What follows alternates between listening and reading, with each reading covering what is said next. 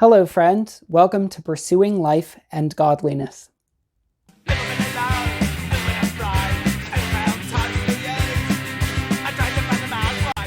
Today I want to talk about why I am pro-life. This is going to be the start of a longer conversation, and I invite you to join me in the comments below or send me an email if you have other questions that arise out of this video. I'm not shooting to answer every possible scenario or objection or question that comes up when you're talking about life and abortion, but I want to answer that first question that many people have, which is, why are you pro-life? So those of you who are pro-life and joining me, I hope this serves as a good base point for you starting your own answer. And I'm getting a lot of the information that I have based my answer on from something called the 5-Minute Pro-Lifer from Life Training Institute. I'm going to link to that in the description. I encourage you to read it and to read all the other materials from Life Training Institute. They're a really valuable resource to have. Now, before I answer the question why I'm pro-life, I need to define the term pro-life. My definition of pro-life is I am opposed to abortion. Now, a lot of people don't like that kind of phrasing because they prefer to say something positive rather than negative. But for me, saying I am anti-abortion is just as legitimate as saying I am pro-life. The two mean the same thing to me. Why do I oppose abortion? Well, to answer that question, I have to answer the question, what is abortion? My definition of abortion is more narrow than the medical definition or some other definitions that you might hear. Definition of abortion is simply the intentional killing of unborn human beings in the womb. Now, I specified what species. Don't necessarily have to do that, but the abortions I oppose are human abortions.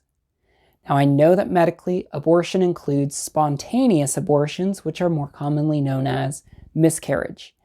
I don't include that in my definition. As I talk about being pro-life, I am against the intentional killing of unborn human beings in the womb. In other words, I oppose abortion. So now that I've defined the terms, I can answer the question, why am I pro-life? Simply put, here's a logical argument, syllogism, for why I am pro-life. It is wrong to kill innocent human beings. Abortion kills innocent human beings. Therefore, abortion is wrong. I oppose abortion because abortion is wrong. Now I have to argue in support of those premises and support my conclusion. My argument is that the unborn are human beings, and that is the most important question in the whole conversation that we can have.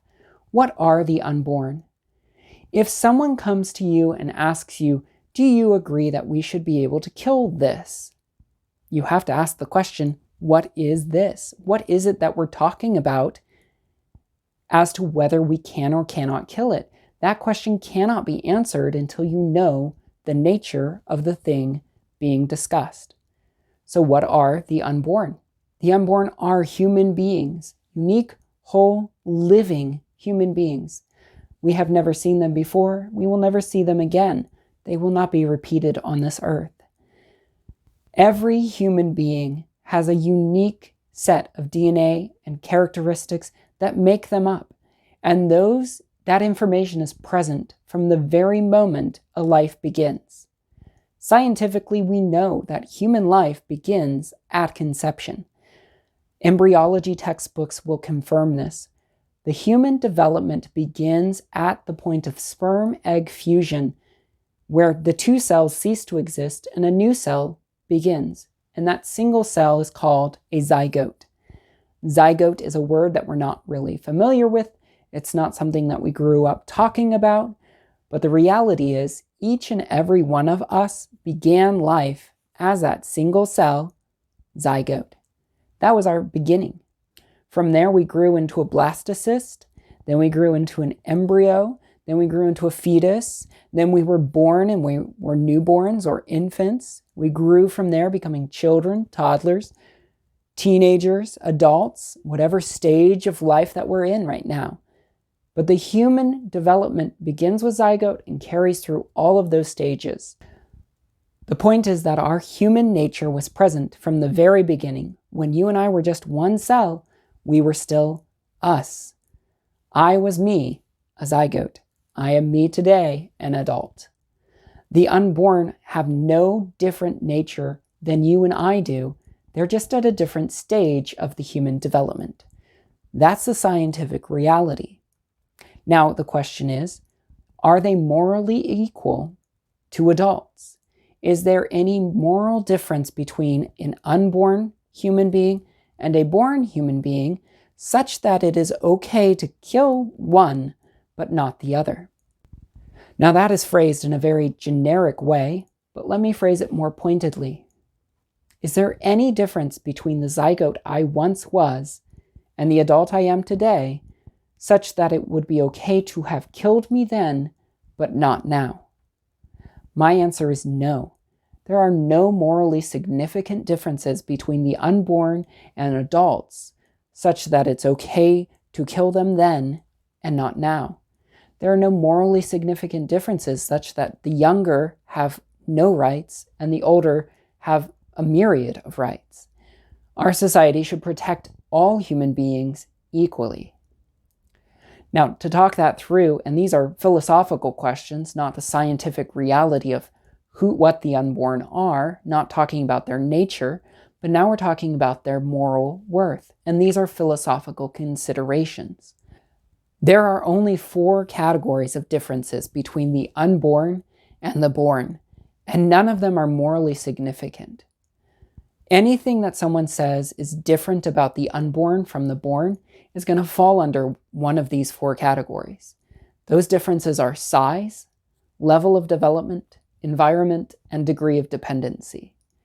Those 4 differences. If you can remember the acronym SLED, you can remember those 4 categories: size, level of development, environment, and degree of dependency. SLED. Now, are any of those differences morally significant?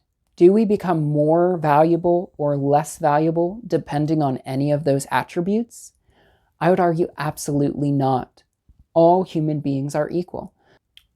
True, the unborn are smaller than the born in most cases, but does that make them less valuable? No. A human being who's larger is not more valuable than a human being who's smaller. Yes, the unborn have less development, but does that make them less valuable? A 4-year-old is less developed than a 14-year-old. Are they less valuable than 14-year-olds? And yes, the unborn are in a different environment, namely their mother's womb. Does that make them less valuable than a human being who's outside of his or her mother's womb? No, where we are does not determine what our value is. Who we are determines our value, and the nature of the unborn does not change based on their position. And yes, the unborn are more dependent on their mothers than we are, than most of us are. But does that mean that they're less valuable than we are? No. Our dependence on others, or phrased another way, our level of independence, does not determine our value. Our value is by virtue of our humanity. So my argument against abortion is that the unborn are human beings. They are morally equal to all other human beings, for our attributes do not determine our value. We are not more or less valuable based on our size, our level of development, our environment, or our degree of dependency. So because abortion kills innocent human beings, it is wrong, and therefore I oppose it. Now that was a lot to say in a short video answer of why I am pro-life, but I hope that it's helpful to you to understand where I'm coming from and also to see my arguments laid out as clearly as I could make them in this short video. I know that we have a lot more conversations ahead, and I invite you to use the comment section and email me with any questions, specific concerns, or responses. If you have a different syllogism that you prefer to use to defend your position on abortion, I'd love to hear it. Once again, my argument is this, and you can use this and look at 5-Minute Pro-Lifer to find it in a written form that's much more articulate. Again, my argument is this. It is wrong to intentionally kill innocent human beings. Abortion intentionally kills innocent human beings. Therefore, abortion is wrong. We know that the unborn are human based on the laws of biology, and every embryo textbook will confirm this. Human development begins at conception when a new, unique, whole, living human being begins their life at the zygote stage, the same stage you and I all started. There are no morally significant differences between the unborn and the born, and the only categories of difference fall into size, level of development, environment, and degree of dependency, and we can remember those categories using the acronym SLED. None of those differences determine our worth and value as human beings because all human beings are created equally, and therefore we should protect them all. That is why I am pro-life. Thank you for joining me on this first video about life specifically. I hope that I have started a good conversation. I look forward to continuing it with you all.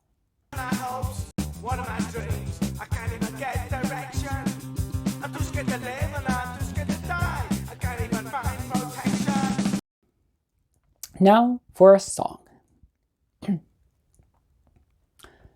Jesus loves the preborn children, all the children of the world.